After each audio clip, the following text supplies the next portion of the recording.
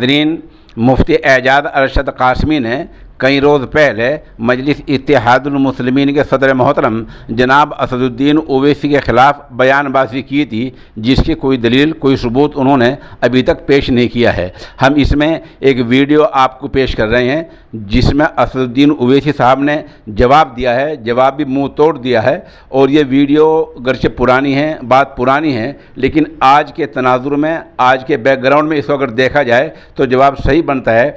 किसी साहब ने बहुत मेहनत से तैयार की है। ये पूरी वीडियो आप देखें। ये वीडियो अगर आपने नहीं देखी तो कुछ भी नहीं देखा। दूसरे ये अर्ज़ कर दें कि एजाज अरशद कासमी दारुल देवबंद में कभी भी फतवा ऑनलाइन के इंचार्ज नहीं रहे हैं, बल्कि वो कंप्यूटर के शोबे में एक मुलाजिम के तौर पर वहाँ थे। वहाँ से किस पस मंज़र में निकाला गया है, लोग गालिबन उसको जानते हैं। ओवैसी साहब के जो बयानात होते हैं या उनका जो तरीका है बोलने का, या खास तौर से बिल्कुल टारगेट करने का आरएसएस को, बीजेपी को, तो उसका सीधा फायदा जो है आरएसएस और बीजेपी को पहुंचता है। सर, एक छोटा सा सवाल था सियासत में मुसलमानों की हिस्सेदारी के ताल्लुक से, कि वो ये देखते हैं कि बीजेपी को आप हराने की पोजीशन में नहीं है।